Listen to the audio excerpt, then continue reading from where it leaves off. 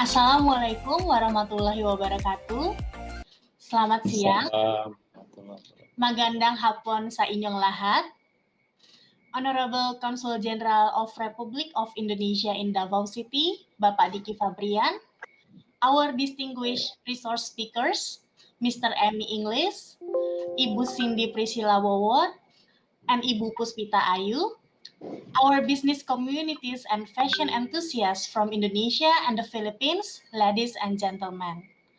My name is Alicia Fitri Handayani, Vice Consul for Economic Affairs in Indonesian Consulate General in Davao City. I will be moderator for today's program. Once again, I would like to welcome everyone to Creative Economy Forum of Indonesia Food, Beverage, and Lifestyle Expo 2021, with the theme of promoting Indonesia and the Philippines creative economy sector by introducing Indonesia and the Philippines fashion heritage to the world. I hope everyone all in a good health and set to join today's webinar. We know both Indonesia and the Philippines are targeting to be global creative economy player by 2030. One of the subsector of creative economy is fashion. The value of fashion extends far beyond mere articles of clothing that satisfy basic human needs. Fashion is also related to aspects of lifestyle and appearances, as well as a reflection of one's identity or a group. The importance of fashion is further proven through its large contribution to the added value of a country's economy, as well as contribution to the national GDP and exports. The fashion subsector has become one of the leading subsectors in the creative economy. Sustainable fashion is an important issue that must be considered in order to develop the national fashion in the future. We are lucky today having three resource speakers that are capable to share their insights and expertise of traditional to modern way of fashion designing and from offline to digital fashion heritage marketing strategy in these current situations and to preserve heritage fashion intellectual property rights in this modern era.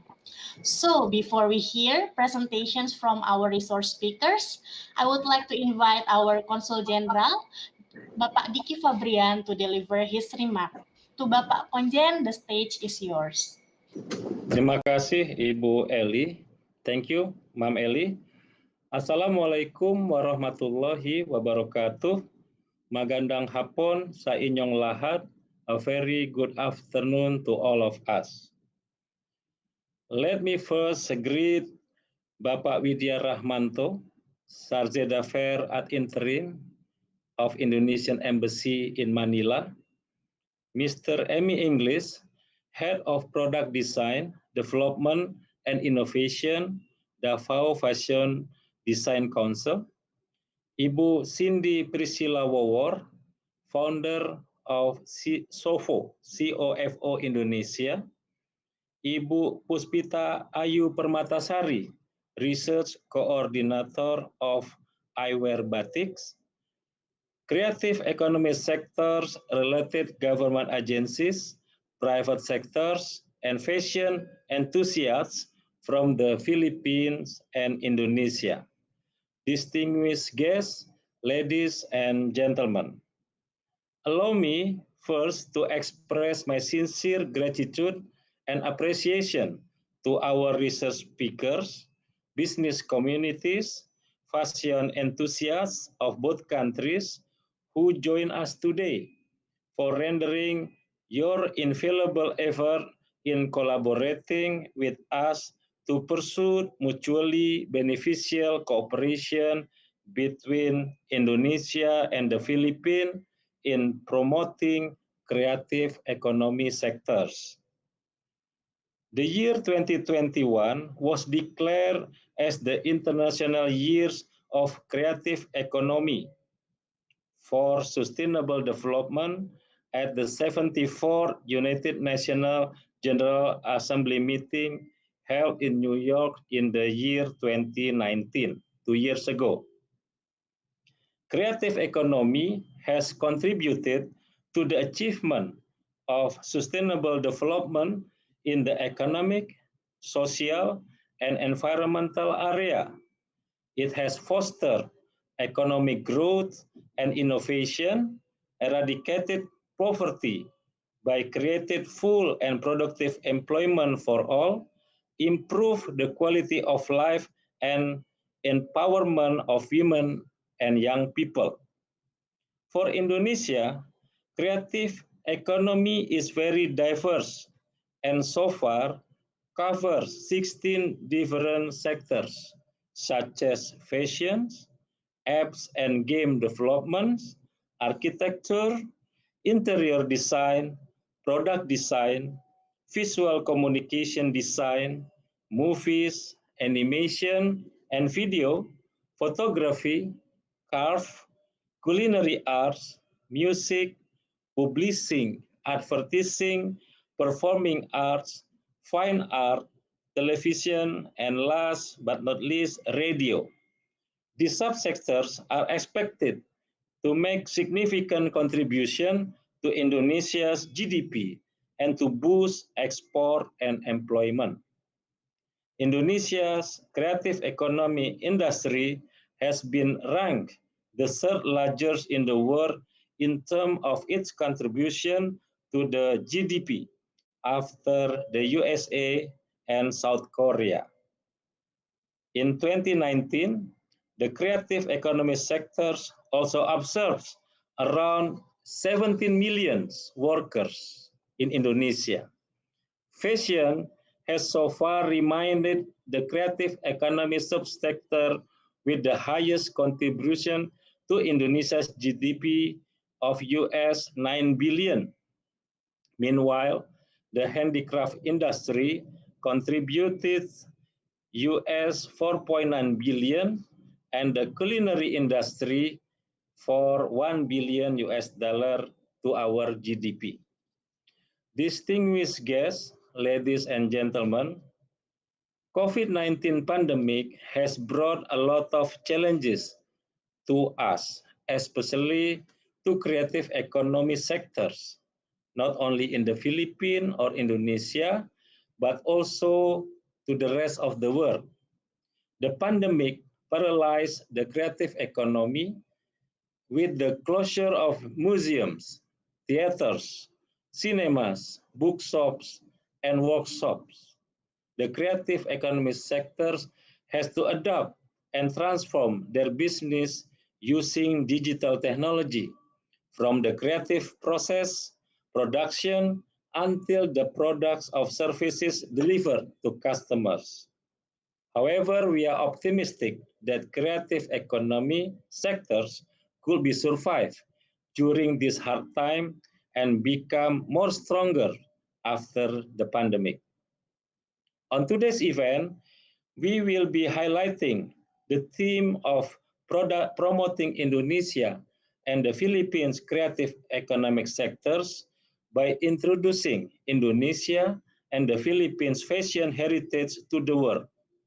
During this forum, our three research speakers, one from the Philippines and two from Indonesia, will share their insight and expertise of traditional to modern way of fashion designing and from offline to digital fashion heritage marketing strategy in this very current situation. We will also learn that technology can be used to preserve heritage fashions, intellectual property right in this modern era.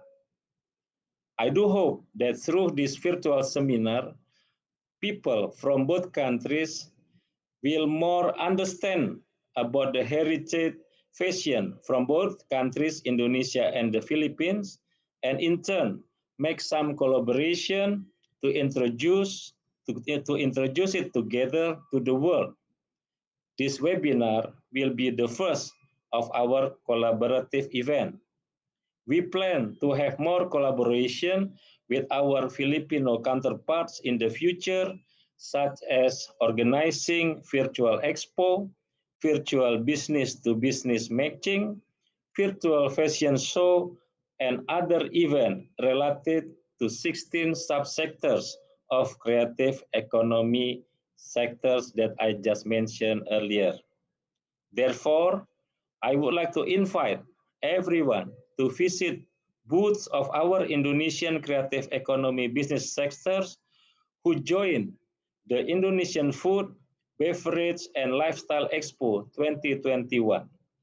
You can buy Indonesian batik, fashion, accessories, handicraft, and also food and beverage from Indonesia. Rest assured, their products are competitive in the Philippine market. Once again, all the best to all of us. Enjoy the webinar. Maraming salamat and terima kasih. Back to you, Ma'am Eli. Thank you so much. Terima kasih Bapak Konjen for your encouraging remarks. So, before we start the webinar, I would like to kindly remind our audience for typing your questions in the Q&A section on your right side on your screen, because we will have time for questions and answer session after the presentation. Without further ado, I would like to invite our first speaker. He graduated as Master of Arts in Fine Arts and Design from Philippines Women's University Manila.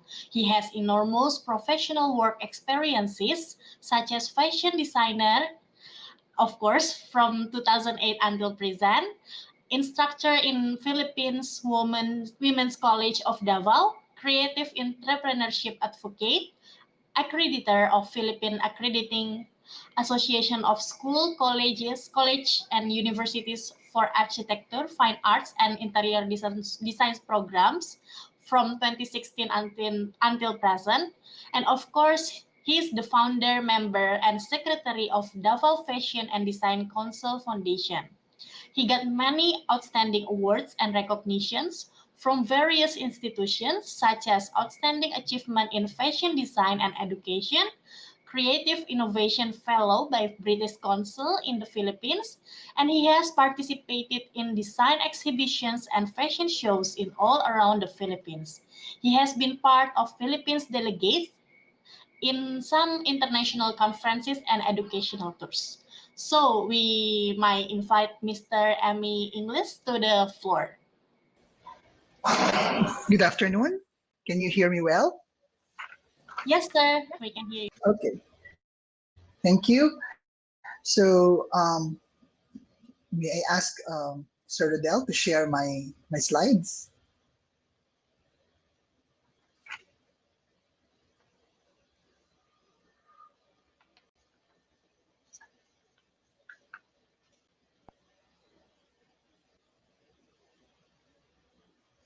So, to Consul General Vicky Fabrian, Vice Consul Eli Handayani, my fellow speakers, Cindy Wawor of COFO Indonesia, and Puspita Ayu Permatasari of Eyewear Batik, our friends from Indonesia and the Philippines who are joining us in this platform and its broadcast online, good afternoon. Madayao from this corner of the world. I am currently in General Santos City, but my colleagues in the Davao Fashion and Design Council would like to send our warmest greetings to all of you. Thank you for this exciting opportunity to jumpstart all the best and more ahead of us. Next slide, please.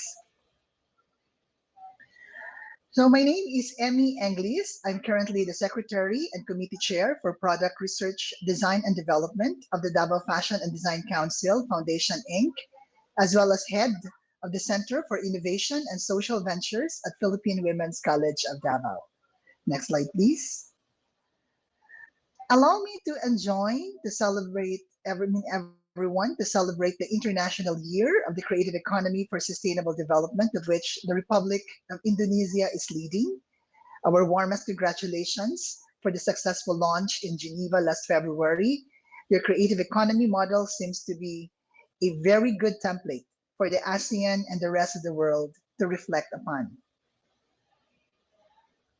That said, allow me to share with you the baby steps as well as a young energy of creativity and enterprise we hope will impact from spark into flame. I'm going to share the context, profile, network, milestones, and prospects of the Davao Fashion and Design Council in yet an ecosystem we needed to strengthen. Next slide, please. So to put context, let's briefly navigate our landscape. Next slide, please. As we all know, the Philippines in orange and Indonesia in blue are part of the bigger ASEAN plus three, including China, Korea, and Japan. We do share a lot of similarities rather than differences. While we are physically separated by water, history would tell us that these bodies of water actually connected us. Our cultures are intertwined because our ancestors have traveled the seas to bring around knowledge systems, practices, and technology we now see uniquely to each of the ASEAN member countries and its people. Next slide, please. Interestingly, Indonesia and the Philippines are also part of the Brunei, Indonesia, Malaysia, Philippines East ASEAN growth area. Mindanao, in particular, is among the backdoor or backwater growth areas that make up BIM Iaga. I would always love to romance my perception of this growth spurt as progress from the fringes. Next slide, please. As mentioned, Indonesia and the Philippines, especially Mindanao, have long since developed a special relationship politically, socio-economically, and very importantly, culturally. Next slide, please. Mindanao's 6 regions have been a testimony to this relationship and its impact to the growth and development of the island. Next slide, please. Among these regions, Davao region, composed of the provinces of Davao Oriental, Davao de Oro, Davao del Norte, del Sur, and Davao Occidental, and the chartered city of Davao have been the center of all these exciting activities. For one, Davao City has embodied the collective culture, heritage, and identity of the region and that of Mindanao. Davao City is so far the only city in the entire Philippines to have the most number of cultural groups and communities. Next slide, please. Politically named the 11 Kadayawan tribes of Davao, Davao City has proven that diversity can be most beautiful and can be celebrated in a spirit of unity. We have 5 Lumads and 6 Islamist groups, together with migrant Christian settlers and expatriates living in peace and harmony with each other. Next slide, please. The diversity of cultures inspired our young fashion visionaries some 2 decades ago to come together and reflect on the blessings of our rich and colorful heritage and pride of place. Next slide, please. Thus, the Davao Fashion and Design Council Foundation, Inc., or DFDCI, next slide please, was formally instituted into a civil society organization after a roller coaster journey in over 2 decades. Next slide please. DFDCFI is the region's most active and engaged creative industry professional organization with a curated designer membership composed by Davao City's most achieving, participating, and contributing designers. The foundation's common goal is to professionalize the practice of fashion and design in the region. In 2016, we secured our official registration with the Securities and Exchange Commission. 3 years later, the city government of Davao recognized the foundation as a CSO grantee through a city ordinance, number 0120-10, and so far, DFDCFI is the only LGU recognized and partly funded fashion design organization in the country today. And in the midst of the pandemic last year, DFDC was easily enjoined among the pioneering institutional members of the Philippine Fashion Coalition. Next slide, please. The foundation has 3-pronged mission. First is professional design and academic program development, being a partner of the Philippine Women's College of Davao. Second is heritage-based product research and development, being a creative partner of various local and national trade, tourism, and culture and heritage agencies. And thirdly, creative community and industry collaborations, being a co-designer and facilitator of various community-based and indigenous arts, crafts, and enterprises in partnership with traditional ethno-linguistic groups and emerging crafting communities. So to achieve that, DFDC has been building its network of partners and stakeholders, and also collaborators, whose common goal is to recollect, conserve, and curate local heritage and culture to create a design identity that is truly Davao. Next slide, please. We have since adopted the Department of Science and Technology's concept of pentahelix model that included government, industry, academe, society, and media. Next slide, please. Our partners and collaborators are growing, and we hope to extend this community with you in Indonesia. We have established our strongest base in the academe, the Philippine Women's College of Davao in particular. PWC of Davao is the pioneering art and design school in Mindanao. It was the first to offer a baccalaureate straight program in fashion design. Next slide, please. We also have rationalized in our strategic perspective the school Sky Plus innovation streams approach, contextualizing innovation by optimizing culture, heritage, and identity and instruction in science, technology, research, entrepreneurship education, and arts management for sustainability. Next slide, please. The PWC Center for Innovation and Social Ventures, ethos of culture-based creative entrepreneurship for social impact, remained to be our strongest core. It was initially established through a fellowship with the British Council Creative Innovators Program, and one of our success stories is the empowerment of Bagobo Tagabawi women in transcending their indigenous culture to mainstream culture. Next slide, please. We've also enlarged this precept with PWC of Davao and its partner state and local colleges and universities in Davao region. Through a hub network, which has been considered already a springboard to create community-led innovation centers by the Department of Science and Technology. It has initially included indigenous textiles,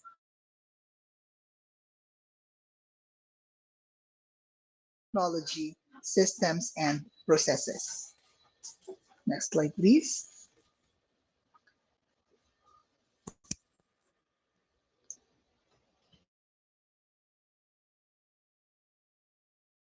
DCFI has so far navigated this ambitious concept in the so to this part, the context of localizing its efforts and initiatives, believing that local is the new normal.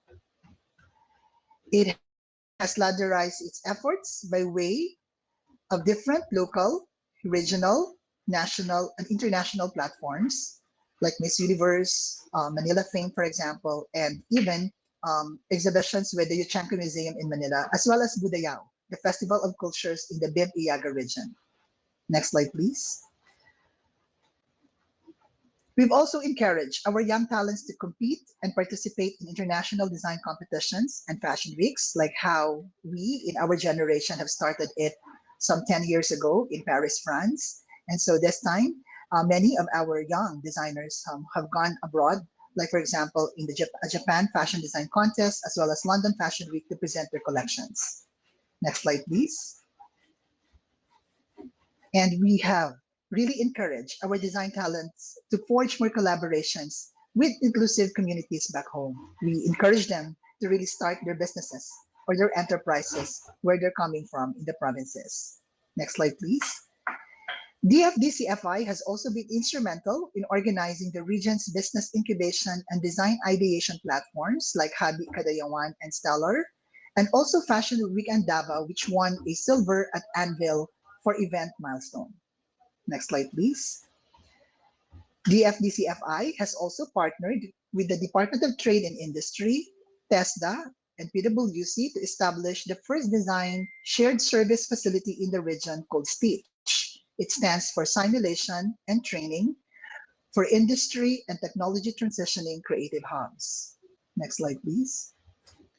Most importantly, as the Philippines strives to strengthen its creative economy, the FDCFI has been in the forefront of the Philippine Fashion Coalition sectors in design, textile, arts, crafts, education, and creative services, and has been closely working for different legislation and policies with the Arts and Culture and Creative Industries Bloc of the 18th Congress, or ACHIEVE in Manila. Next slide, please.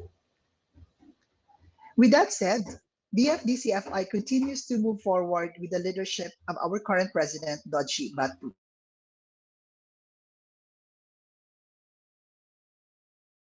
You avenues to explore opportunities through collaboration, cultural exchange, business support, and creative research. Next slide, please. These areas are very important because currently we're also not only trying to curate and to also help our Lumad communities, specifically ikat weaving, but very importantly, one of our fashion design pioneers from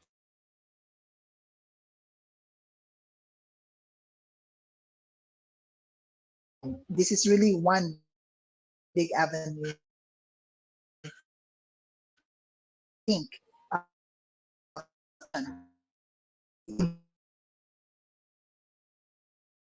would like to Indonesia expertise and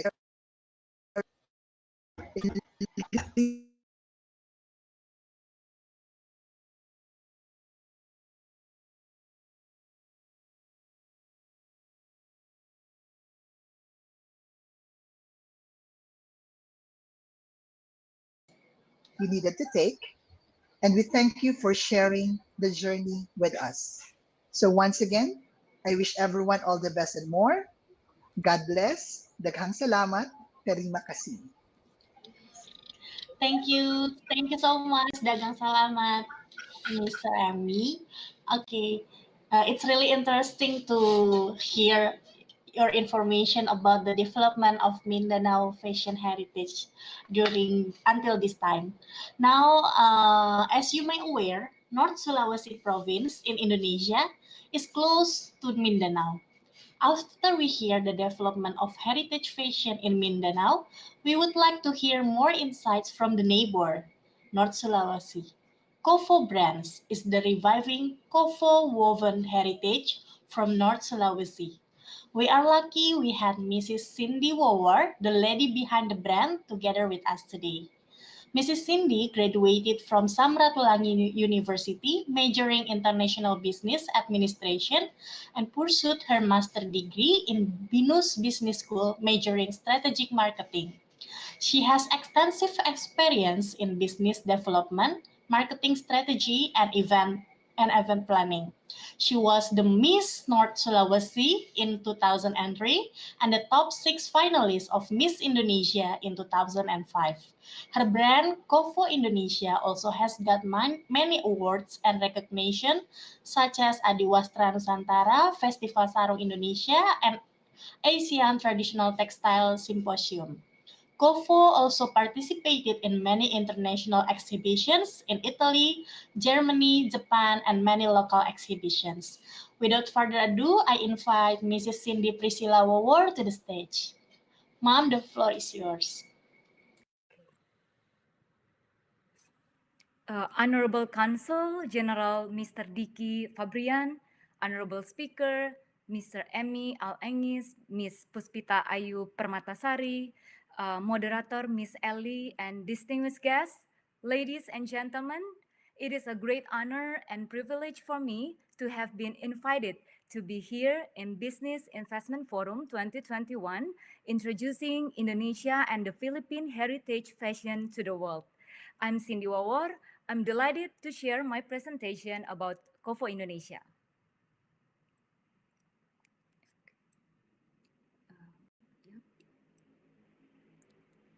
Slide 1, please. Yes. Okay. So let me start with the history. The word Kofo is the same as Hote in Sangihe daily language or Rote in a Talaut's daily language, which is one of banana species well known as abaca that grow abundantly in the islands of Sangihe Talaut, North Sulawesi for centuries. Hote banana or abaca is a significant plant in the life of Sangihe Talaut tribe, used as the basic material for fabric as well as one of the components for the traditional house in the region. As seen in this slide, if you see on the left side, that is my collection, about 120 years old, that been presented in a museum textile in Asian Games 2018. So towards to the end of 1800, the colonial Dutch forbid an order to destroy Hote banana plantation to be replaced by a coffee and cotton. And despite the unfortunate circumstances, the Hote banana survived and remained planted by the people of Sangihe Talaut because it was irreplaceable as the material for fabric. Next slide, please. Yeah. Back in the 18th centuries, the weavers, the artisan, and the local community were wearing kofo fabric. As seen in this slide, kakunsi pattern is considered the most primitive art expression of the oldest indigenous people in the archipelago. So the philosophy is quite interesting, which is symbolizes honor, respect, establishment, success, and the soul to protect and nurture his people. Indeed, it is a special thing that the pattern have survived, and not only in a fringe decoration, but also in many variation, and even as a standalone ornaments. Next slide, please. So kofo fabric was last presented in a 1927 by Tabukan Kingdom at the palace of Sultan Surakarta and received Eri diploma from the colonial Dutch. Somehow it then gradually disappeared, and in 1979 kofo fabric was last presented in Yogyakarta by Ibu Maka Teng Teng Rodingan. And Kovo textile has been officially stated as the non-material heritage to be preserved and protected among the 33 Indonesia traditional textiles by the Ministry of Education and Culture in 2017. So the motifs on Kovo fabric are adapted from the nature with the philosophy that are related in Sangihe Talaut, dated back to the primitive age until 1900. Next slide, please. Okay, and here, why is Kovo Indonesia as a brand? So Kovo Indonesia believes in the movement of cultural preservation and modern revitalization of 200-year-old woven fabric called Kovo, Koffo. So Kovo Indonesia bring back the long forgotten heritage of North Sulawesi, Indonesia to the 21st century world, created from wild banana abaca fibers and weaved to perfection. Kovo Indonesia reinvents Kovo textiles, richly diverse motifs and symbols in each design. So altogether, empowering local communities in its place of origin, Kovo Indonesia strives to extend our imagination to many other creations. Our mission is to bring this hidden treasure out for the world to experience. And Kovo Indonesia as a brand strives to preserve and revive this proud North Sulawesi heritage by making it relevant to modern life. Next slide, please. Yeah. So what do we do to develop our brand? So our brand development, our cultural approach to society and community. So which promotes the source is from local wisdom, and determine the sustainable business model. Two, introducing product through storytelling. Brand story about why and how is very important to let others know that we, as a brand, we put so much respect to the culture. We write story that attracted our customers, for example, about the community, about the commitment, local issue, and practice empathy. Three, we build up commitment and partnership, internal commitment with our own team, commitment with the weavers, the artisans, also partnership with the designers and the community. Four, communication strategy, which meant digital platform. We integrated different kind of media. We use our own media like website, social media, Instagram, Facebook, and other media platform. And five, proactive involve customer. We let customer design their clothes with us, or kind of like a co-creation with our client, so that our client or our customers feels engaged with the brand because they are part of the process. Next slide, please. Yeah, the innovation based on what customer needs and our ability to deliver on the needs of our customers. So firstly, about how to give value added to customer. We have an in-house designer to help the clients to achieve their desired looking fit with the various variety of fabrics to choose. And second, unique selling point, which is the abaca fiber. It's quite special, and then a lot of fabric to choose for application in terms of the abaca fiber itself. So the innovation lies in how to maximize the use of abaca fibers in creating products that our customers need. So the key here, continually do innovation, of course, to survive in the business, especially during this challenging time. KOFO keep working and collaborated with Bandung Institute Technology to do educational research about how to maximize the use of abaca fiber. Through this collaboration, we develop a softer fiber that can be used in clothing, bags, shoes, and accessories in eco-friendly process. Next slide, please. So KOFO Indonesia is much more than just a textile. KOFO is about reviving the forgotten Indonesian heritage, kain KOFO or the KOFO fabric, inspired by the magical beauty of its place of origin and unspoiled paradise in North Sulawesi, Sangihe, Talaut Islands. Next slide, please. Yeah, as seen in this slide, KOFO combine abaca fibers with cotton and other modern materials such as we see in this slide 9, which KOFO fabric applied into urban style fashion through a variety of techniques such as stitches, puff, emboss, screen printing, laser cut, and of course ikat techniques, while sustaining the durable and strong characteristics of banana fibers. So the use of banana fibers, it's more than just a textile. It can be used for a variety of applications like wallpapers, shoes, handbags, and others. Next slide, please. The importance of designs for us in KOFO Indonesia based on three factors. Firstly, about the functionality. How does it feel? Is it comfortable? So it's all about comfort cut and design. So secondly, about lookability. How does it look? Certain people like bright colors, but some like natural color. And this is kind of like a challenge for us on how to design and fit into our customer taste. And thirdly, price ability. Is the feel and the look at the reasonable price? Is the price can be afforded by our target market? Next slide, please. Well, to enter foreign market, I don't have a lot of experience internationally. However, I have some, and let me share my experience when KOFO Indonesia enter a foreign market such as Japan, Italy, and Germany. So first, we pay attention about the social, the culture, the trends, the economy, and the politics in that particular country.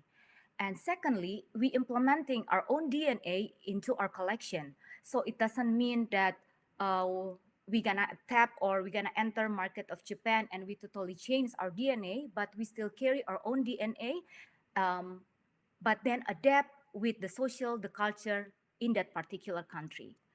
And thirdly, must have a social responsibility, which KOFO Indonesia mostly works with the local community while practicing social economical friendly practices. Next slide, please.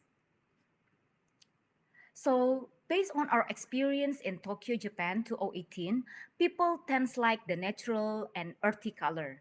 And our experience in Hamburg, Germany in 2018, people tends to like natural color, simple cutting, and motif. And it's quite interesting in Milan, Italy 2019, people tends to like vibrant color, modern, and chic style. Next slide, please. So KOFO Indonesia role on a creative economy while preserving the heritage fashion. One, we partnership with institutions to educate and develop weavers and artisan skill. So we partnered with the Ministry of Industry and Trade, also National Craft Council of North Sulawesi. Thank you to Ibu Rita Dondokambe Tamuntuan for your full support. Second, we empower local and community throughout North Sulawesi. So we started to empower local in Sangihe and Talaut Island. And currently, we empower local in Minahasa and Southeast Minahasa.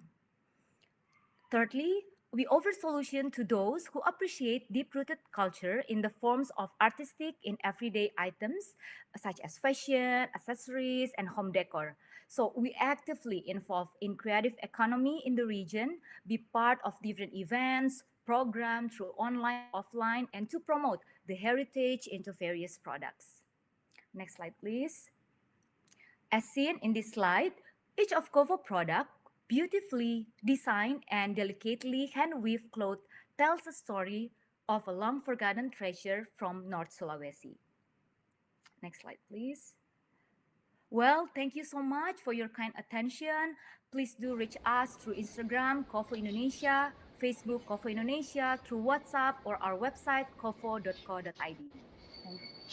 Thank you. Thank you so much, Ibu Cindy, for your explanation about the brand Kovo. It's really interesting for me since I just knew the story behind the brand and also the history of the Kovo weaven.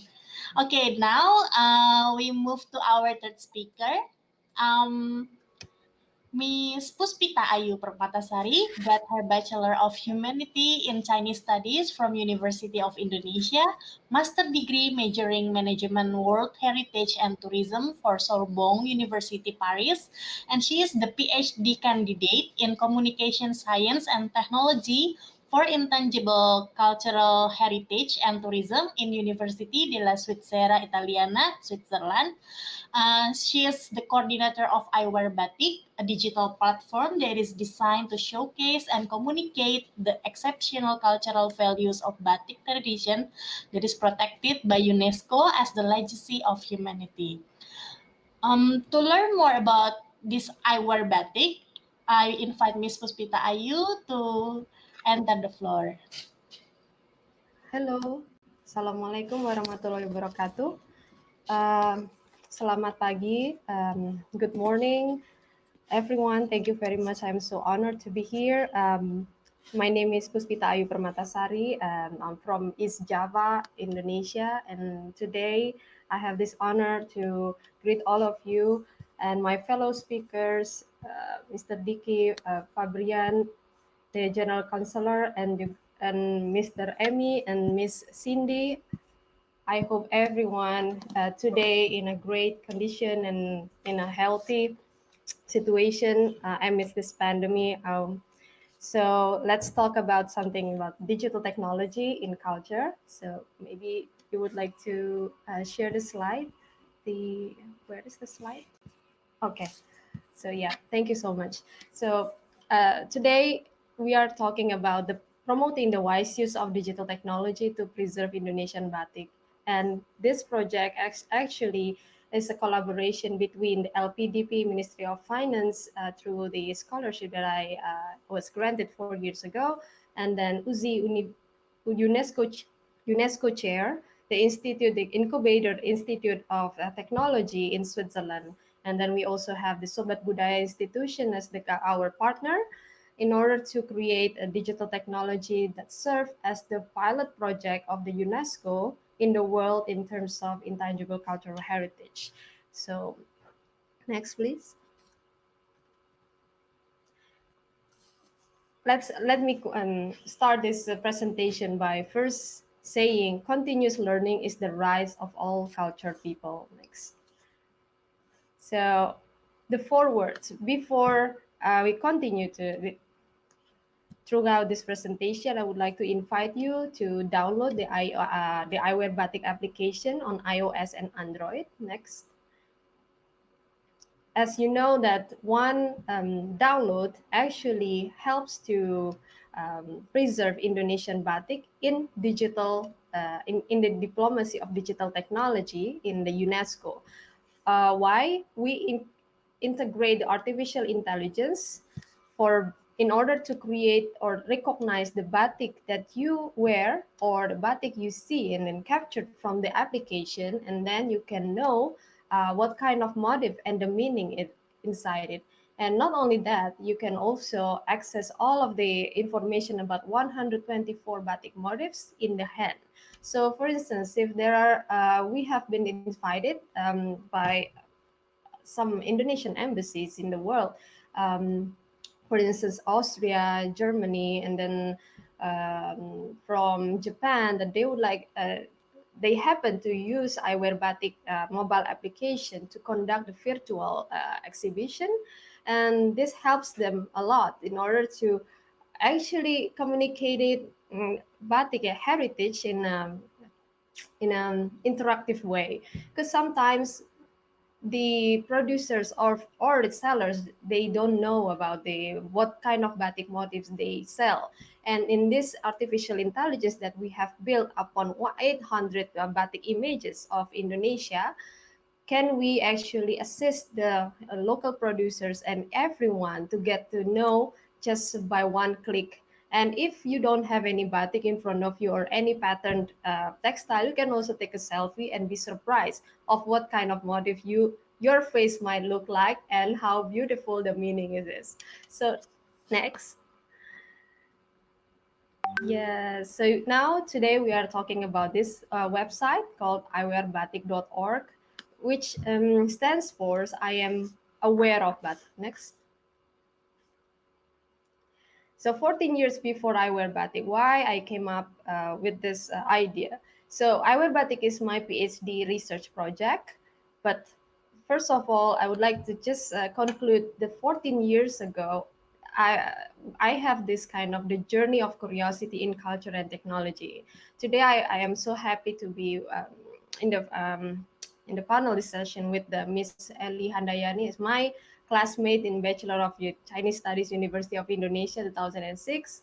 And from this period, and when studying Chinese literature, I was aware that all the kanji has all the meanings. So I was reflecting back on how my grandmom put batik on as a jarik or sarong, and she said to me, she said to me once that batik is a sacred, but I didn't know what kind of sacredness it is. And then I found out that actually after having this possibility to obtain master degree in Sorbonne, that actually I learned a lot of Indonesian batik motifs hold all the meaningful treasures in terms of meanings.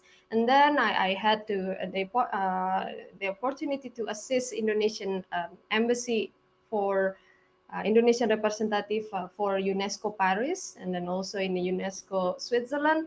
Then I would like to see if how can from my background can help Indonesian all, not only one region but 34 regions, to highlight their intangible cultural heritage in terms of batik, woven textile, and all the patterns that are related to their core identity.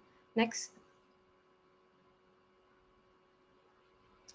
As we know that in Indonesian batik has these four exceptional cultural values. First of all is the philosophical meanings, social empowerment, spatial wearing rules, and historical wax resist dyeing. Next. And if you see that we relate to Mr. Emmy presentation, that I really like the map that he has presented. Actually, Indonesian batik has dated from 5,000 before century. It was developed in the peninsula of Egypt and India based on my research. But then it also separately developed in second period in East Asia, like China and Japan, in Nara, Andis dynasty and Sui dynasty.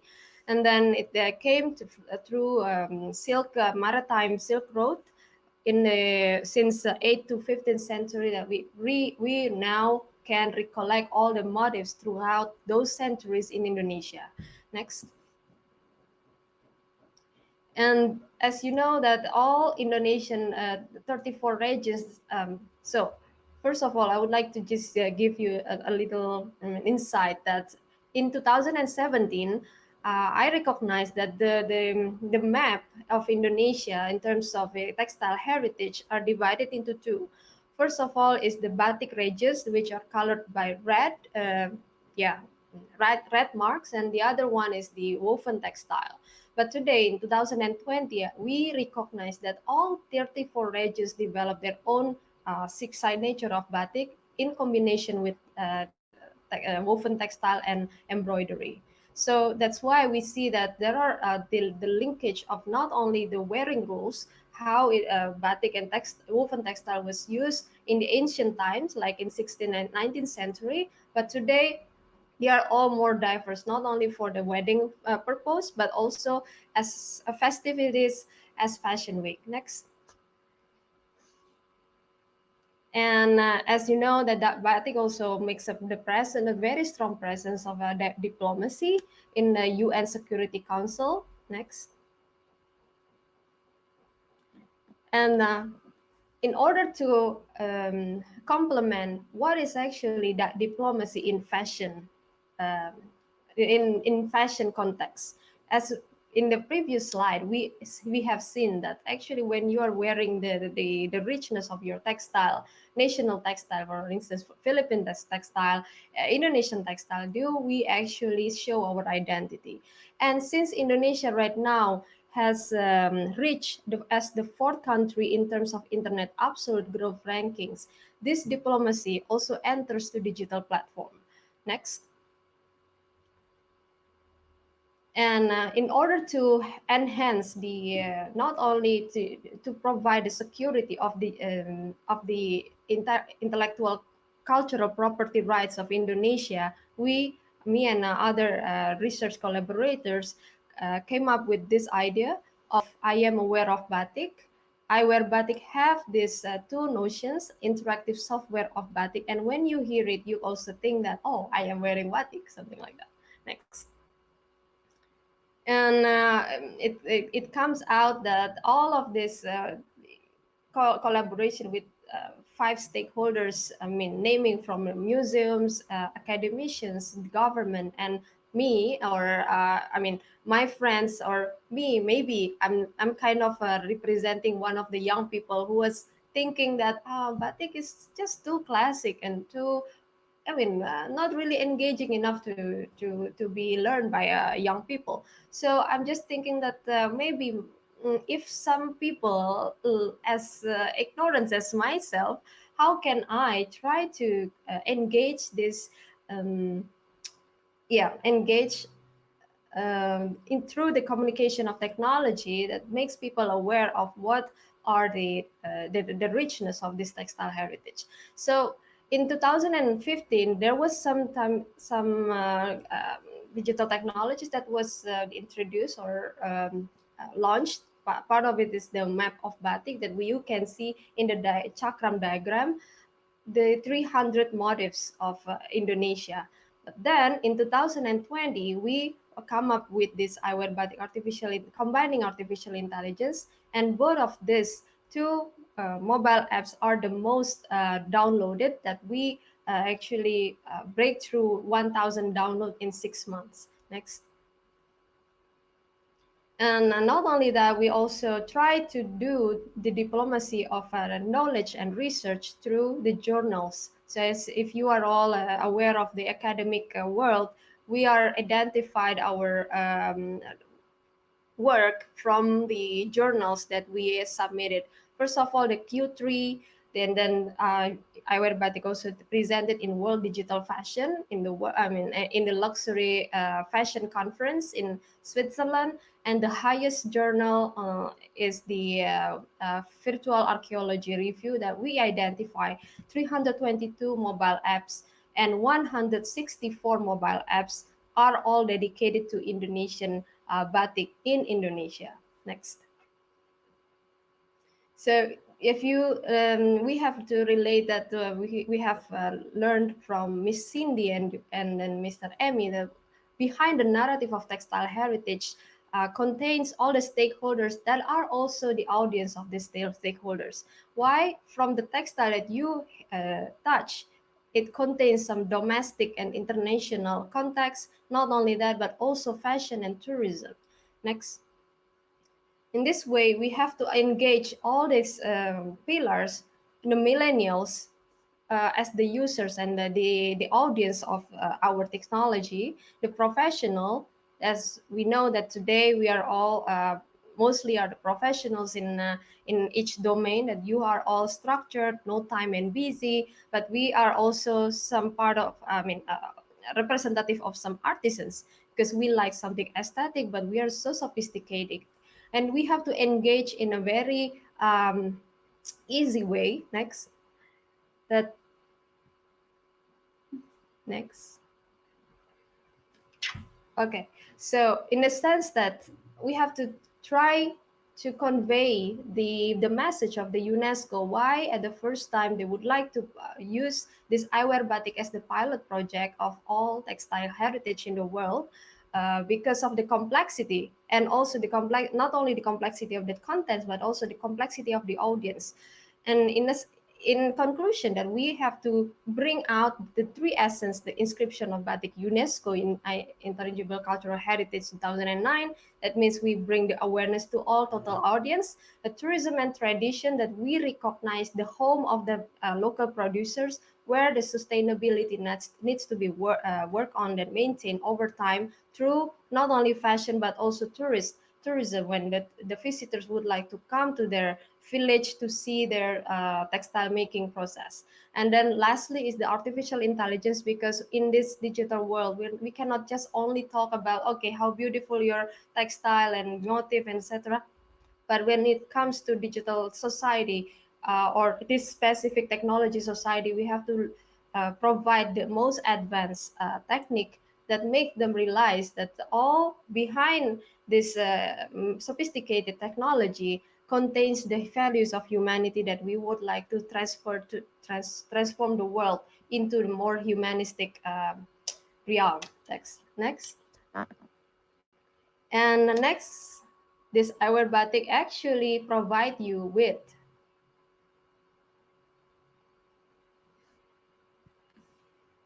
so I don't know how I next.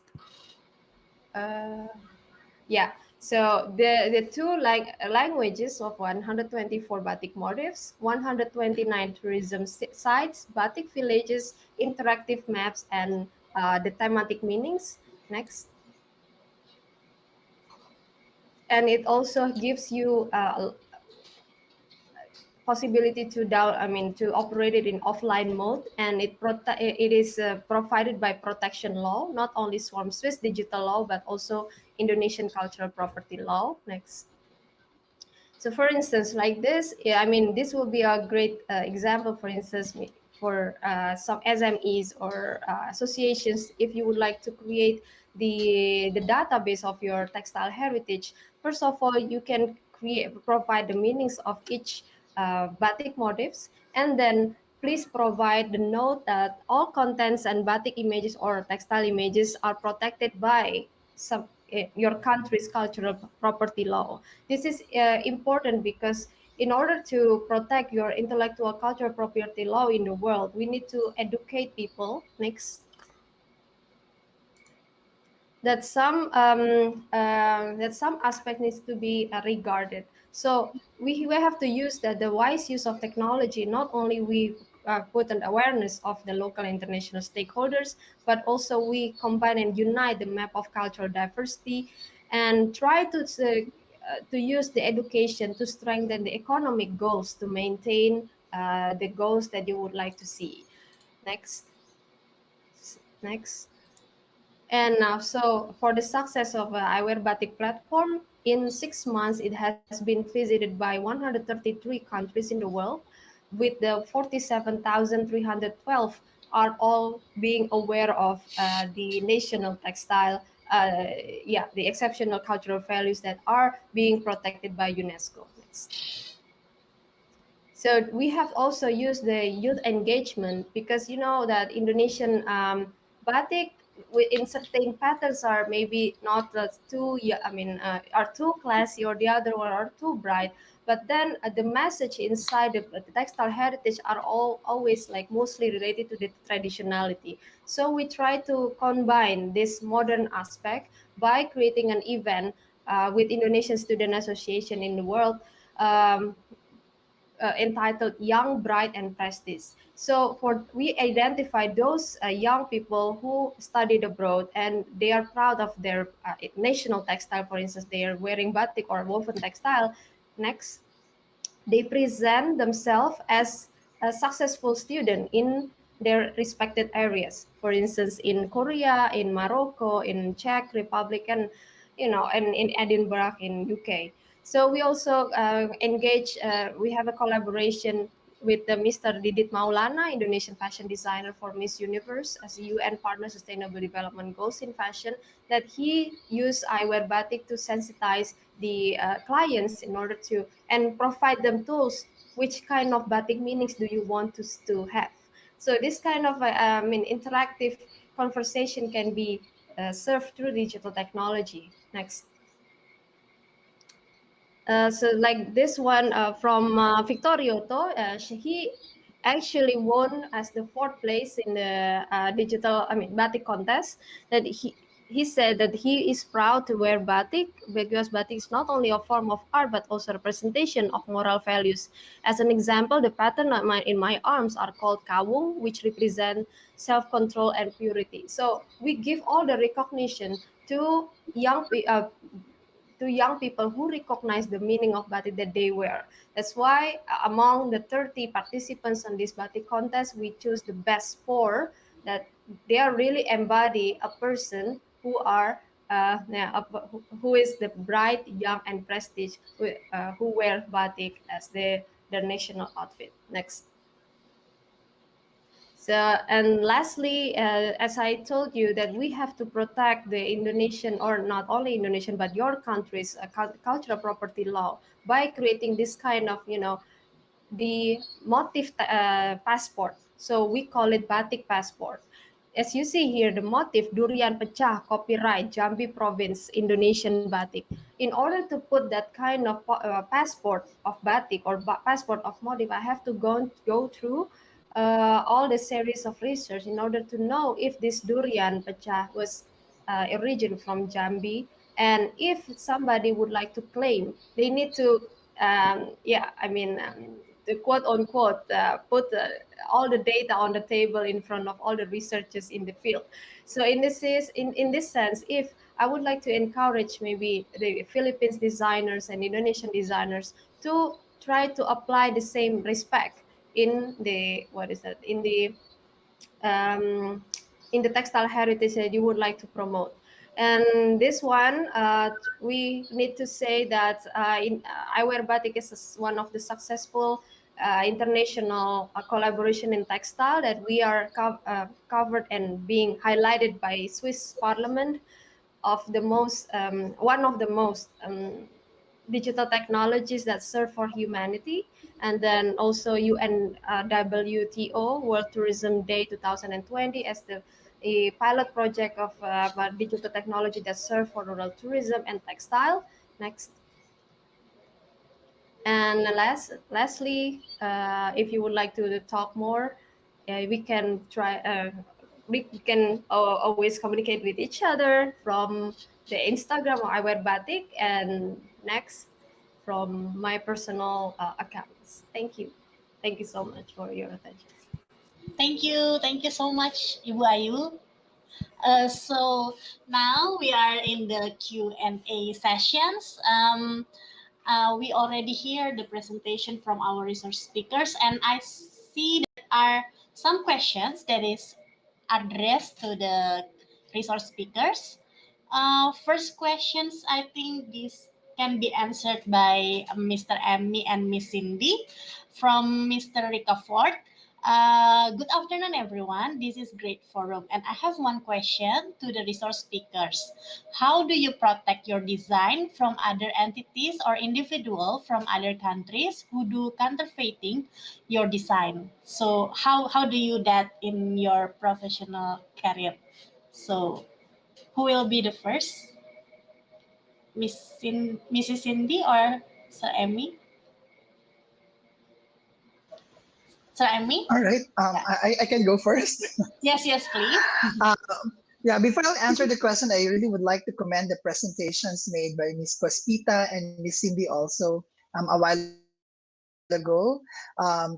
We really, personally, I really learned a lot from there, and I really hope that more designers from the Philippines will have the opportunity as well to, collaborate with them in the nearest future and also learn from the manner they were able to, you know, um, organized and established the kind of academic work, but also at the same time the creative enterprise that they have created with traditional and heritage based crafts and also artisanal skills and also crafts. No, so congratulations to the two of you. That was really inspiring, and I hope that I'll be able to connect with you soon as well.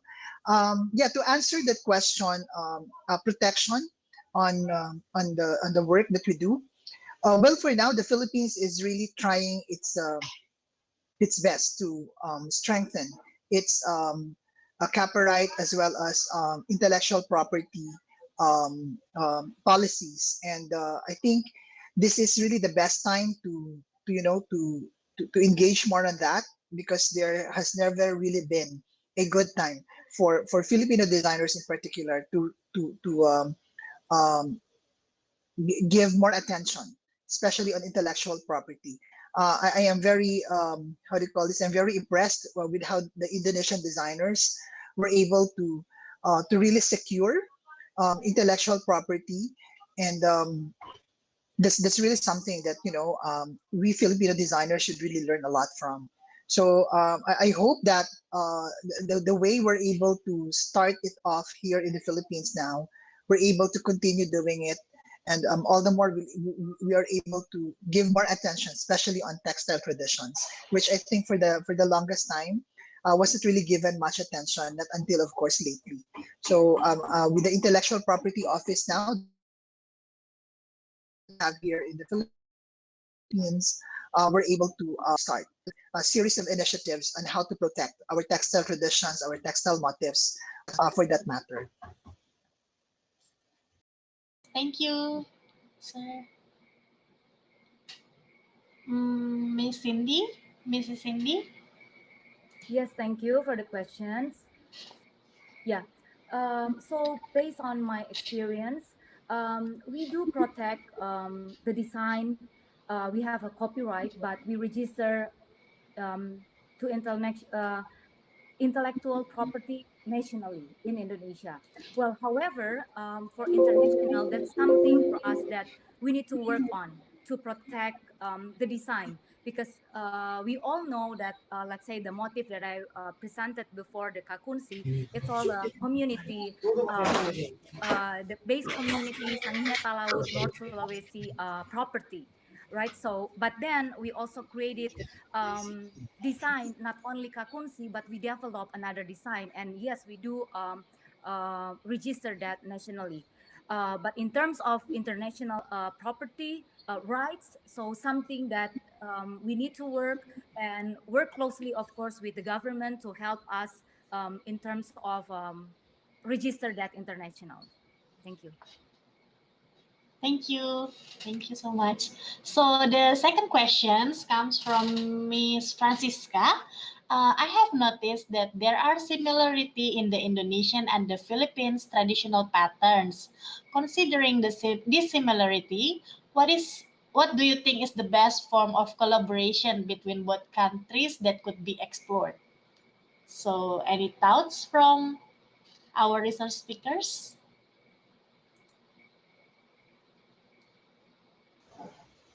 Well, I think one would be cultural exchange. It would be best that we're able to do something like that, so that we will have a better understanding of the traditional patterns, and in that manner also we're able to create a very I should say a very important consciousness and awareness on the extent and also the nature or the profile of these traditional patterns. Because while we may have similar patterns, but I think that there are also other things to consider in terms of, excuse me, cultural point of view, in terms of the patterns. I think one of the techniques there is ikat, which I believe is also very prominent in Indonesia.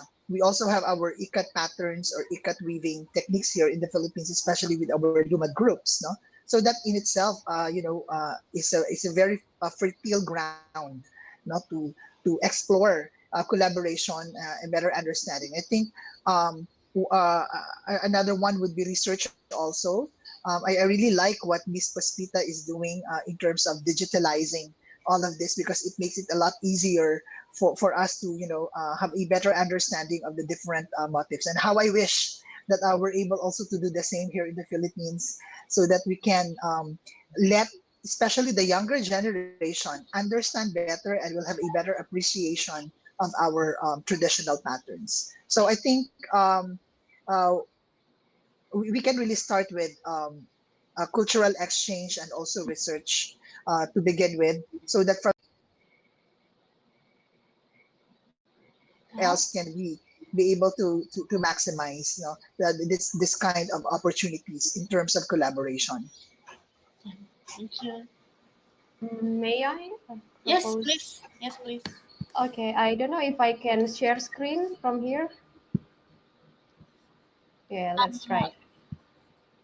Okay, it's just that I would like to relate. Have you seen my screen maybe? yes, yes, we. Yeah, okay. So I will relate to what Mr. Emmy English saying that we can start to find in the identification. First of all, if you come to Eyewear Batik website, we provide the interactive map of all Indonesian textile heritage that you really, really will be amazed of how virtually pleasing, I mean, visually pleasing these textiles are. Let's try to visit our fellows hometown, Miss Cindy, North Sulawesi.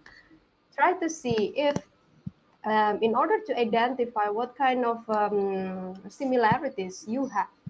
So even in Minahasa, in North Sulawesi, you will identify four different types of motifs. First of all, is pinawetengan, that is,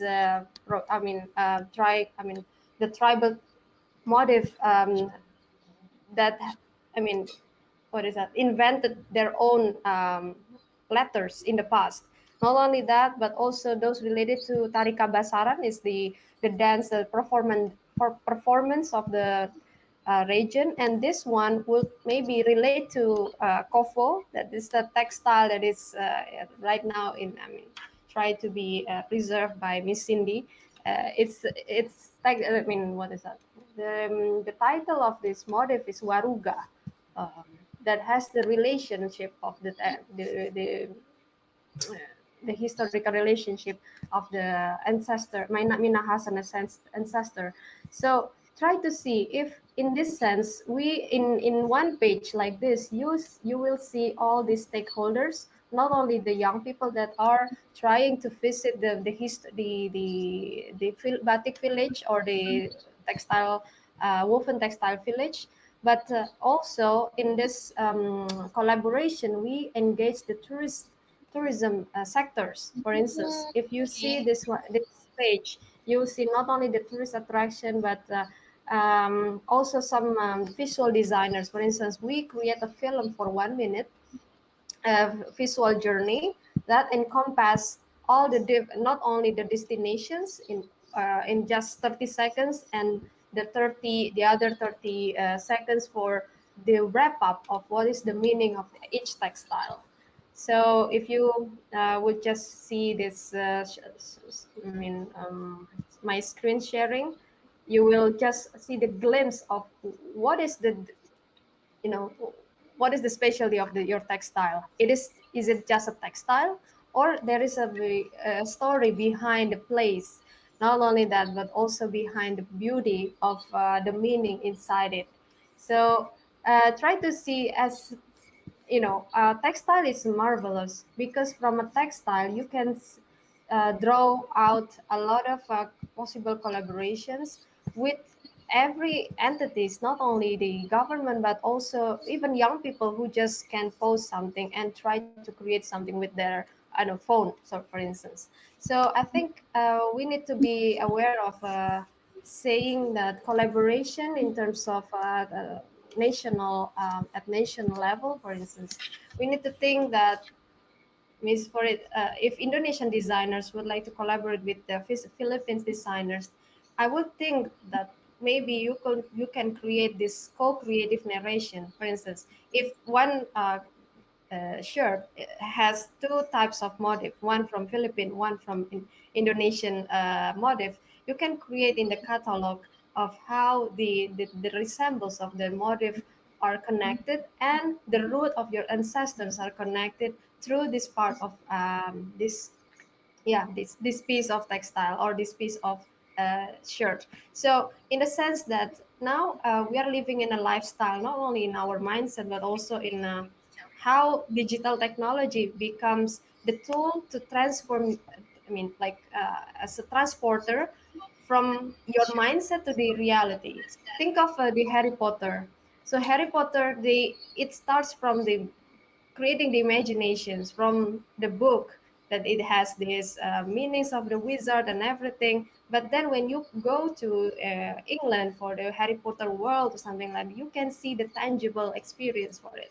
So think of textile as in the same manner, because first of all you have to live with the story inside your mind, the way you behave, the way you feel your the textile touch your body, and then try to confirm this or presents this to the world through any digital technologies that you can access. I think that's my thoughts. Thanks. Thank you. Thank you, Mrs. Cindy. Any thoughts about what a possibility for collaboration do you think we can do in the future?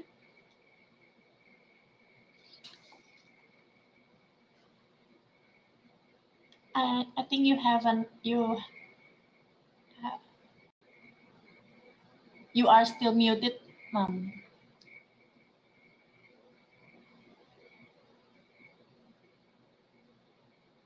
You are still muted, Mrs. Cindy.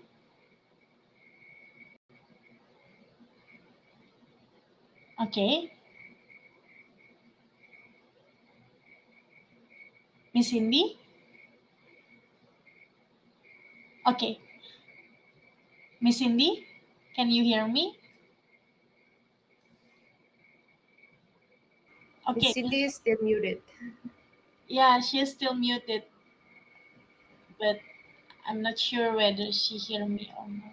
Okay, maybe we move to another questions first. Oh, this is to Miss Cindy. The next question is to Mr. Emmy. Uh, and of course Miss Ayu and Mrs. Cindy. In your opinion, how to engage more young people in this heritage fashion? Since we know that Indonesia and the Philippines is rich in heritage fashion. So, for your experience, what do you think is the best practice, Mr. Emmy, to do that, to engage more young people into the heritage fashion? Well, in my experience, I think our students, for example, especially the younger generation of designers, have really gotten so much interest to traditional culture and traditional textiles, for example, by letting them immerse in the communities where these traditions are. Okay, so we really let them go there and experience it themselves, so that they better understand, or they have a better understanding of the context of the textile traditions, for example, or the beading traditions. Whatever is how do you call this, is present in specific communities, because we have different communities here which have, of course, specific traditions. Some are on textiles, some are on bidding, and some are on arts and crafts. So I think immersion is one of the best ways, no, to allow them to experience it hands-on. I mean, firsthand, so that they better appreciate the tradition. But I guess because of the pandemic now, we're quite limited. Yeah, yeah. But one thing that I can see as a very how do we call this, as a very practical way of letting them appreciate it more is what actually Miss Puspita has done so far with Yes. eyewear batik. Yeah, providing access to that would really be a very I should say exciting option, especially for the younger ones who are into gadgets, who are really online almost all the time. Yes, you see, so there's really a lot I mean, it's really a lot practical for them to be able to learn more using all of those platforms. Thank you, Mr. Emmy. So for Miss Puspita Ayu, uh, I mean, what do you think about? We know that by making the eyewear batik, many youngsters more interesting into the batik. So, based on your experience, how was the download? So, how many is that many youngsters who did the download and reach out to you to asking about the eyewear batik, or it just the common? I mean, not only the young generation, but also other generations. How was your Yeah. experience? Oh yeah, thank you very much. And yeah, it's really interesting question because we have seen so far that the engagement from who download the app. So there is this digital, again, digital security in protecting profiles in not only in App Store but also Android. We can only from the download, for instance, we can only see which countries download the most, but we cannot see who are the profiles because if we maybe now I'm 33 years old and I access my cell phones, and then one day someone reports that Miss Puspita, 33 years old, download from Switzerland, and I think it's all too much leak of I mean profile yeah, leak, data leak, for instance. So what can we infer from? We infer from the website visitors. Website visitors are mostly visited by website visitors have different types of security. So they can actually be mapped as several generations. So this is eyewear batik website was mostly visited by the range of 20 to 40 years old. So it's like our millennials age generation. But then the 40 above, yeah, this age range are most I mean less significant, or yeah, it's just that we actually from these numbers we can calibrate and we can see the success of our plan to engage more young people inside the digital technology. But in terms of the downloads, we are reaching 2,000 downloads, not only in Android but also in iOS. um, I mean, on the totality, almost 2,000. And we have seen that the most download comes from Indonesia and the USA. So this is also interesting.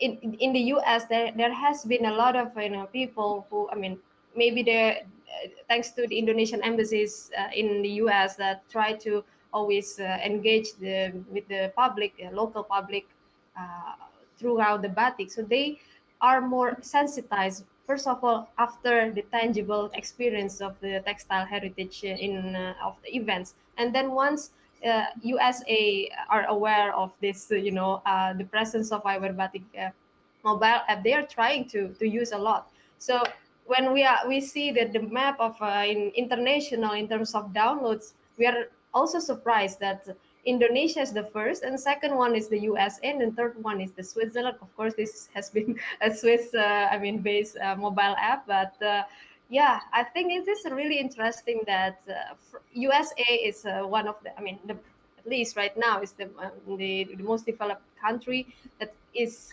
very influential. And if Indonesian batik when we look into the digital diplomacy in digital way, when you are kind of being accessed by, for instance, like most developed country, it is most likely that in this type or this subject, for instance, now I wear batik is talking about the batik and textile heritage, will be known in the world. So this kind of word of mouth, who are the most powerful who spread this? If this spread it by some people, then there will be like a leverage on that subject. Thank you. Okay, thank you, Miss Ayu. So the question addressed to Miss Cindy from Miss Yunita. Good afternoon, everyone. I do really enthusiastic to know about Kofo product. To wearing clothes from banana fabric with so many heritage value. I curious to know for how long this product can be used or where. Is Kofo have validity period and how to maintain the fabric, ma'am? Thank you. Well, thank you for the question. It's quite interesting, which is the Kofo product actually based on the abaca fiber. As we know, abaca fiber has very strong material, also known as the material for dollars. So the characteristics of abaca fiber is quite strong, durability, longevity. So you can wear actually if use 100% abaca fiber. Let's say it's for ornaments or decoration. But then I mentioned before that we collaborated with Bandung Institute Technology and we develop softer fiber. So with that being said, we develop softer fiber that can be used, of course, daily. Let's say for clothing that you gotta use also develop products like shoes, accessories, handbags. So currently, we're about to launch soon our collaboration with Bandung Institute Technology. But currently, we also have abaca fiber that we combine with cotton. So with combining with cotton makes the fabrics, let's say, not so rough, so more softer, and then it's wearable. And we also use the technique of ikat, so 100% cotton with the kofo motifs. So there's a room to play, let's say room to play. So not only the abaca fibers 100%, but we also combine with cotton, we also combine with silk. So in terms of design, there's also a room to improve. So I started this in 2016, and up until now, we collaborated with the weavers, with the artisans. Also, we have our in-house the designers, and we are open to collaborate it with other designers in Indonesia or even in Philippines, because in this era is a collaboration era. So I see opportunity even in Indonesia or even in Philippines, as I learned also a lot of abaca fibers or kind of banana fibers in Philippines. So something that we can work together.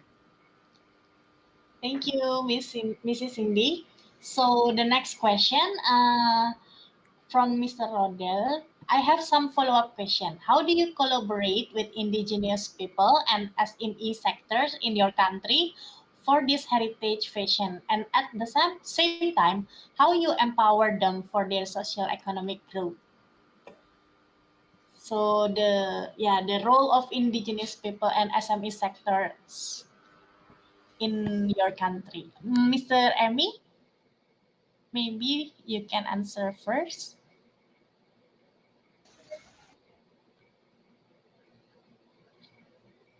Sir? Interactive signal. Uh, Hello? Yes, yes. Yeah, now we can hear Yeah, you. can you hear me? Yes, Oh, right all now. right, okay. Yeah, may I just ask you to repeat the question because I wasn't able to get it. My signal went off a bit, Yeah. I mean, for a Uh, few seconds. how do you collaborate with indigenous people and SME sector in your country for this Mhm. heritage fashion? And at the same time, how you empower them for their social economic growth? Okay. All right. I think that's a very good question. And I really would like to thank whoever asked this question for raising that very important question because I guess that's one of the many concerns and issues that have really surfaced a lot during the past how many maybe years, no? Because I don't know with Indonesia, but in the case of the Philippines, um, our indigenous communities and our indigenous peoples here have really raised that concern because they felt that they were not. I mean, there's no how to call this the kind of uh, relationship between MSMEs and them was not really well defined, no, in such a way that they felt that they were really taken advantage in many ways than one. So I guess in my experience working with these different communities, I realized that as an outsider myself, because first and foremost, I am an outsider, and I should not presume that I'm actually going to their community and giving them the best solution possible. The thing is that their culture had been there for so many years, and in many ways than one, they actually have figured out many ways to survive, no, whatever circumstances there had been, and I believe that whatever circumstances that there will still be, these indigenous communities must have already figured that out. And the thing is just that I guess my role there, or our role there as outsiders of the community, is to help them um, transition maybe, or transcend maybe from their traditional culture to the mainstream culture, right? But in terms of letting them be with their with the solutions to their concerns or issues, I think I would rather really leave it to them. So that the role there that I needed to do is basically help them empower themselves, and that's a thing that we are doing right now, to be able to educate more designers coming from their own communities, not necessarily bringing outside designers to their communities. But it would be best that among themselves they're able to to produce more mainstream designers. Of course, we have our traditional artisans already in the community, but for the younger generation, if they're able to produce more mainstream designers, I think that would really be wonderful, so that these younger communities are able to understand and promote our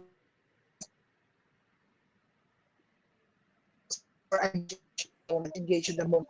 So I think for schools where we're saying that the assistance that we can possibly extend to the communities is number one, um, uh, empower them in terms of skills, in terms of say first, especially digital skills, because we are now in an age where everything is really online, and this is maybe one of the many things that or one of the areas that they would be needing our assistance from. But as what I've said, I really don't want to presume anymore that as an outsider, I know better than they do how to be able to solve their problems. So for MSMEs, it's really good that well, as you have to have a connection with the community, and like how we researchers are doing, whatever we extract from the community, we have the responsibility of course bringing it back to them and showing them how far and wide that kind of information, that kind of detail had really gone through after it was brought out from their community. So I think that it's very important that MSMEs will have that kind of sensitivity and consciousness, so that our cultural communities will not really feel that they are taken advantage of. And I know in our situation here in the Philippines, they really have a long history of trauma, and we don't want anymore to um, uh, uh, depend that one. So as much as possible, we would want to have a more open communication. We have to have a more open relationship with them, and I think that one of the ways there is, of course, a better understanding that can possibly be started with a kind of communication or dialogue between MSMEs and, of course, the community itself. Thank you so much, Mr. Emmy. So, Miss Ayu, do you Yes. do you have Yeah. any thoughts about this question? Okay, thank you so much. It's really a great question because I think I also relate what Mr. Emmy has said about the sensitivity of researchers in this case is like primordial in the world. I mean, like it's really, I mean, if we get the knowledge, please use that knowledge to as the tool to save people. And I think it's not about the, I mean, you know, we are in academic environment. We are full of egoistic, not only the goals, mindset, and everything, but we know we should be aware that we are. I mean, I do believe that I learned from the nomination of batik, Indonesian batik, as intangible cultural heritage of humanity. This world, this word humanity itself is a key. You know, if you are working on the textile heritage that is nominated as, for instance, now Indonesian batik is just an example. So Philippine textile heritage is an example of textile heritage of humanity. And woven textile of Kofo is a textile of humanity. You should work towards the humanity itself. Because, for instance, right now, if we take an example of eyewear batik, we engage a lot of Indonesian young associations, and they do reach out to us from our Instagram followers of eyewear batik, from 0 to 500 followers. No, not 500, but I think 400 followers. Not so much, but at least we are grateful that from this 400 followers, they are all I mean, SMEs and Indonesian youth sympathizers who would like to contribute their minds and their efforts to enrich I mean, the content of our batik. Why this eyewear batik is, first of all, it's a free platform, and we don't generate any money from that because it is actually funded by UNESCO. Both servers has demanded a lot of investment. So the goal is just to provide the knowledge that can be accessed by all all people in the world, be they are governmental stakeholders, be as SMEs, be I mean young people, or just fashion followers, in order to, by their efforts and being aware of this knowledge, they can be they can help the people among, in their environment. So we there are a lot of small medium enterprise who use the content of our batik, but still we remind everyone, if anyone would like to use the content of our batik, to always put the source ourbatik.org, or try to put the source if the motive comes from other profits, not from your own. So this is like a respect that we call a motive by their names, their origin. It's really like a human.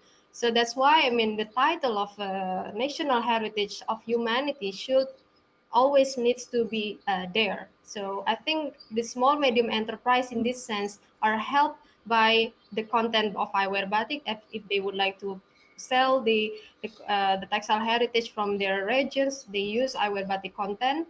And then yeah, so voila, the transactions are more sustainable in educative way, or maybe in other sustainable way in the future, hopefully.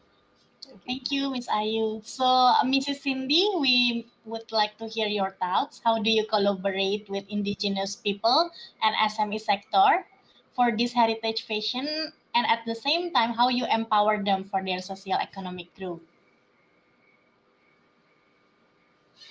Do you hear me?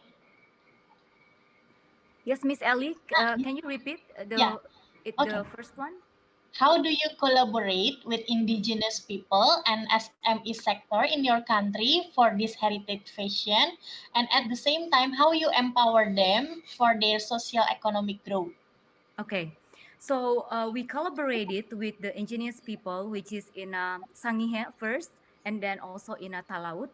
So, firstly, actually, I approach the people in Talaut because why Talaut? Because Talaut has abundantly abaca fibers grow at that island. So I approached the Talaut people at there, and then I found the pieces of abaca fiber hand woven kofo textile. And actually I have to say that I have to make this clear that this kofo fabric actually called kind of like extinct, so we have to start it from zero. So I get back from the route in Talaut, and then I found weavers that doing this hand woven. Well, it's just kind of like not even a hobby, just if she has time, okay, she'll do it, but if not, then no. So it's not kind of like a prime work or something to get money. So with that, I was thinking that, wow, this is very valuable heritage, something to preserve. So I built the brand awareness actually about the kofo, because back in Talaut or Sangihe back then in 2016, when I asked, do you know about kofo textile or kofo fabrics, and they said, oh, I don't know about it. And then I have to ask around to people, oh, actually that made from abaca fibers, hand woven, and they're like, oh, I know one people who made that. Oh, I know the lady that made that. But the awareness is not there, back Mm. then. So it started with build the awareness that this kofo textile is actually from North Sulawesi, origin in Sangihe Talaut. So with that, of course, approach the head of cultural in Sangihe, the head of cultural in Talaut, because it's two different island, and then from that empower the locals. So it started with Sangihe and Talaut, which is we give them education. So we teach them on from zero again about the A to C about the hand woven. So how do we do it? So we partner, we collaborated with the Minister of Industry and Trade, and then we empower them. We give them education first. So number one is education first. That's what we give to them, and after education, of course, need practice, right? So need practice of doing that, and beside that, we also give them knowledge. Of course, we're visiting with the designers, okay, how to make the hand woven. Let's start it with no motif first, so because that is easy, because when it comes with the motif, it more difficult. So we started with a plain one with no motifs. So it started from there. So education first, give them knowledge, and then engage with the locals, which is up until now. We work very closely with the locals, especially in Talauts, because they in Talauts they are the source of abaca. It doesn't mean that in Sangihe they don't have. Yeah. They do have in Sangihe, but much more in Talaut. So our people, our community in Talaut, actually we have two groups of people at two groups, one group 10 people, so total 20 people at there. So we empower them not only for textile but also for handbags, basket, for home decoration, and then with that bring value, so economic value to them. Yeah. So of course right now it's not like main or a source of income for them, but Mm. our goal is kind of like that. We empower, we get more orders, and um, eventually will give them benefits to get value from what they're doing. But I was thinking, if we not start now, then when? So started in 2016. I knew it took time, and then in the beginning, I do know I really love North Sulawesi. I really love to preserve the culture. So to be honest, I started with the spirit first, but I do realize spirit is not enough. At the end, we need to survive. We need to give impact to the community. We need to bring a value. We need to give more income actually for the community itself. Yeah. Thank you, Thank Miss you. Cindy. What a wonderful answers. So we already spent around 1.5 hours, and it's been really a great time from me to hear your stories and your experiences from our three resource speakers. We hope that after this there will be more our collaboration events like what our conjen said before. And before we close this session, but I would like to hear your last message, maybe from every resource speakers to our audience. What do you want to say to them? So please, Mr. Emmy, your message to us. Yeah. Again, I would like to thank the Indonesian consulate, especially Consul Jan Diki Fabrian, for this invitation. We're very grateful for the opportunity. We've been talking about collaboration and potential areas to explore in terms of maybe business support in the future. I think that was just last month with our DFDCI president, Doji Batu. And now we have already started with something. And this really means so much to us. No? And we're really looking forward as well on how we can probably take things from here. And of course, you have two very wonderful speakers here this afternoon, Miss Puspita and Mrs. Cindy. um, I personally is very thankful that I have learned a lot in terms of batik and also the indigenous textile of North Sulawesi. That's the best practices that you have are really worth learning from, and I just really hope that we too will be able to, do that here as well in the Philippines, because we also have a lot of textile traditions, and we needed to bring them from the usual or traditional way of um, presenting them in platforms to the new platforms like the platform that Eyewear Boutique has started with UNESCO. That's really something very practical and very accessible, especially for our digital generation. And I hope that from here onwards, we'll be able to find more opportunities and explore more opportunities to be able to learn from each other. And we hope that this is just but the beginning of many things to come. So all the best and more for everyone. And congratulations to the Indonesian consulate for um, organizing this event. You really did very well, and congratulations even for leading the international celebration of creative economy for sustainable development this year. Thank Thank you. you. Thank you so much. Mrs. Cindy, we would like to hear from you. Well, thank you so much for the Consul General, Mr. Diki Fabrian, and of course, our beloved moderator, Miss Ellie, for this great opportunity. Um, well, I learned a lot today from our speakers, Mr. Emmy and Miss Puspita, which is it's very practical. Then I didn't know that actually you know a lot about the batiks from North Sulawesi and even all around Indonesia. After you click, and like go around Indonesia, it's very cool. I think that application is very cool. So there's a room to collaborate in the futures. There's a room to improve, of course, and also from me. As the founder for COFO Indonesia, actually, I'm very thankful for this opportunity to present about what we did to preserve the culture, the heritage from North Sulawesi, and we do open collaboration or any partnership. We do open. So far, we work very closely, of course, with the community and helped by the local government. But for other institutions that willing to collaborate, we do open. So please do reach us, and we can talk more. Well, thank you so much.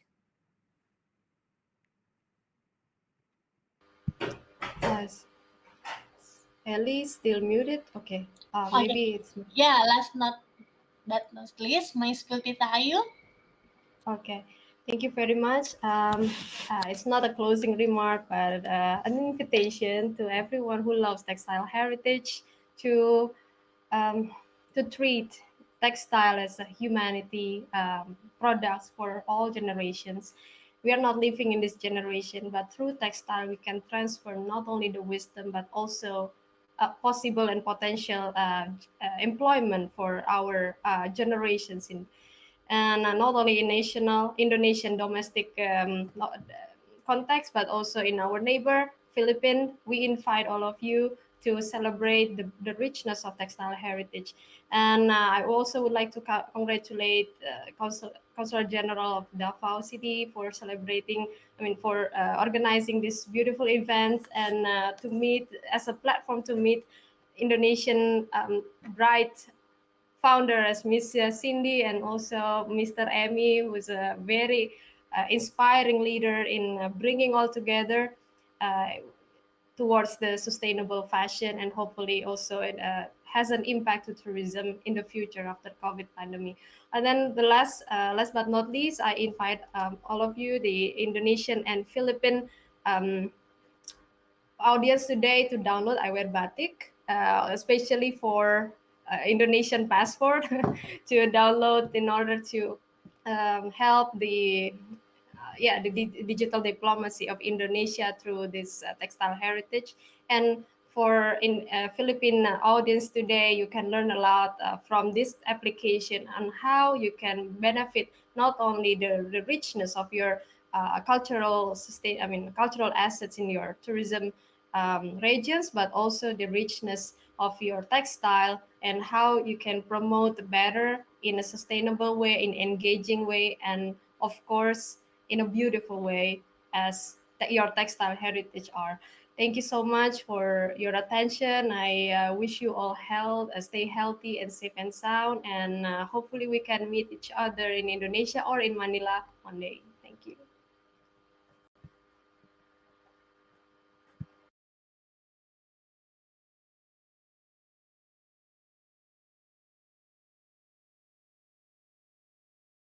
You're still muted, Miss Ali. Yeah. Okay, sorry.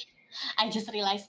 I would like to invite our beloved Consul General Diki Fabrian. Maybe he would like to deliver some of closing remarks to this event. Thank you, Ma'am Ellie. Thank you, speakers, Mr. Emi English, Ibu Cindy Wawor, and Ibu Puspita Ayu Permatasari. This is, like we mentioned before, this is a new beginning. This is a new things, a new platform for us to have this introduction of the Indonesia and the Philippine heritage fashion. And during this webinar, we learn a lot. All of the source persons explain and share their expertise with regard to this heritage fashion. I would like also to inform Ibu Cindy Wawor, especially that I was in Tahuna 2 months ago. So I experienced how people in Tahuna about this action of the having the heritage fashion, and hopefully with the permission of all of us from God Almighty, that there will be a sea connectivity between Tahuna and General Santos. And with this connectivity, if it is happening soon, whereas the passengers and also the cargo will be there through the Tampungan Lawo ship, more and more people from Tahuna or Sangihe or Talaut will be able to come to Davao, especially through this road. And I would like to thanks once again to our source persons, the experience listening your expertise and telling us about how beautiful is our heritage fashion from the two countries. Ibu Puspita talking about batik, Ibu Wawor talking about also batik, but with the special abaka as the main things to produce that product. And also to Mr. Emi English, you mentioned a lot about the what you have in the Philippines, and you are, because you are living in nearby. Do not hesitate to come to our office in Davao City. We can explore more opportunity to discuss more about this issue. And last but not least, to the moderator, Ma'am Ellie, thank you very much for the wonderful job. I believe that we gained something in this regard. And once again, I thank you to the three source persons and all participants of this webinar. I get back to you, Ma'am Ellie. Thank you very much. Maraming salamat po. Thank you so much, Pak Ponjen. Once again, we would like to once again, thank you, our resource speakers, for giving your time for today's session. Rest assured that our embassy in Manila and of course Indonesian Consulate General in Davao will be more than happy to have more collaborations with all of you and maybe all other counterparts related to creative economy sectors. I represent the committee, would like to apologize if there are any technical inconvenience during the webinar. So I wish you guys all good health and all the best. And once again, do not forget for everyone who has been here to visit the virtual booths of our 50 Indonesian companies on Indonesia Food, Beverage, and Lifestyle Expo until today and 5 p.m. So thank you so much for everyone. Have a great rest of your day. Thank you. See you in our next session. Bye. Thank you very much, Miss Ellie. Thank you so Thank much. you. Thank you, Mr. Ellie, Emmy, Emmy, Mr. Dicky, Miss Cindy. Yeah, bye-bye. Thank you, and nice meeting you all. Yeah. Thank you. For Okay. everyone with handouts, you can download it from the handouts on the right side of your laptop. Okay.